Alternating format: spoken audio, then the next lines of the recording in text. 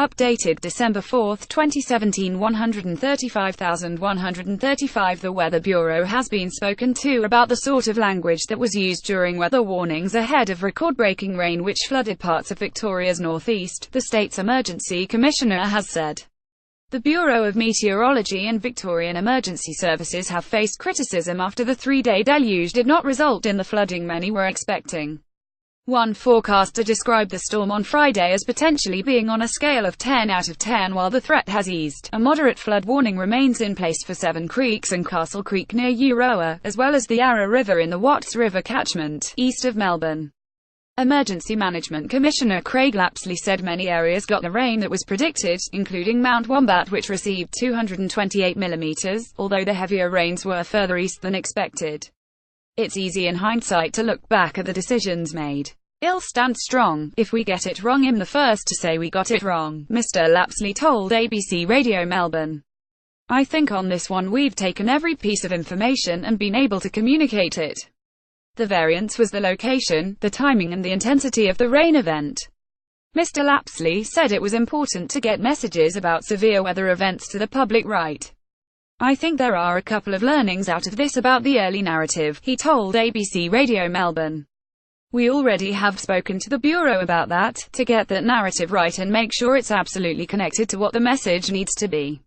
The 10 out of 10 I think was overused. I'm not saying the forecaster got it wrong, because he's an expert, however I think coming off that set a bar that was right up there. It is so important to get the narrative right and so important to be able to communicate the story. Mr. Lapsley said emergency services had a responsibility to be open about potential dangers with the forecast information available. We had to take it seriously. It was the right thing to do, he said. There could have been fatalities. Oroa caravan and cabin park owner Christy Harrigan said if it was not for the warnings, someone staying at the park may have lost their life. We weren't going to close the park. We weren't going to cancel bookings, she told ABC Goulburn Murray. Because of what they said, we did cancel the bookings and we're very grateful we did because otherwise we would have had 30 caravans and tent sites here and the way that water rose I think there would have been a fatality. She said in some areas in the park the floodwaters were over her head. Ms. Harrigan said damage to the caravan park would cost more than $45,000 to repair after powered sites went underwater. She said about 30 power heads would each have to be replaced at a cost of $1,500 to $1,800. Ms. Harrigan, who took over the caravan park about 8 months ago, said she was unable to get insurance for the park and the damage was devastating.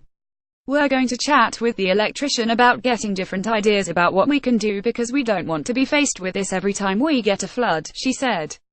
Heather Darcy from Wangaratta said she was relieved about the warnings and thought it was better to prepare for the worst. We just know what to do, we just get in and do it. I think it was good they warned of major flooding, at least we prepared for it, she said. Wangaratta local John McGowan said the floodwaters from the Avon River were well down compared to past floods.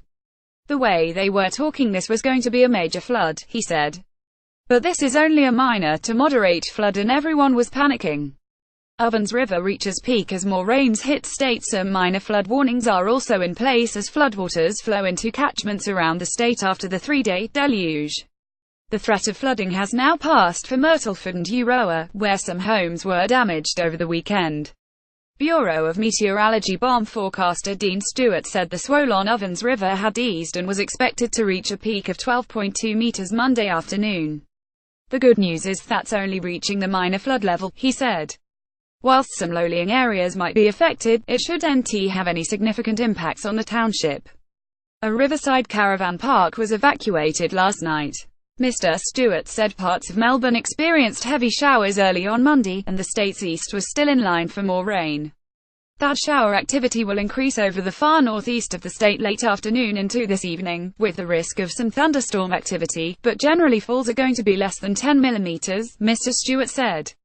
He said far eastern parts of Gippsland were expected to get more rain late on Tuesday and into Wednesday, with potential falls of up to 50 millimeters, which could lead to minor flooding. Fortunately, East Gippsland has been drier compared with other parts of the state over a month or so, so it's able to absorb some of the expected rain. So at this stage our latest modelling suggests it may lead to some minor flooding, he said.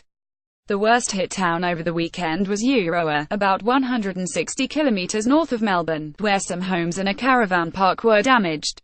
Premier Daniel Andrews said on Saturday although flooding had been less severe than expected, some residents and businesses would still need support. There'll be some support for anybody who has to leave their home. Then there's some other grants for those who are out of their home and have significant damage to their principal place of residence, he said. This has been a significant event. Luckily, not quite as significant as we thought it would be. But it's a credit to the planning and the cooperation of the Victorian community, and a credit to the commitment and dedication of our emergency services, that we were able to say we were very well prepared. Topics: floods, weather, storm event, rainfall. Wangaratta 3677, Vic, Melbourne 3000. First posted December 4, 2017. 083319.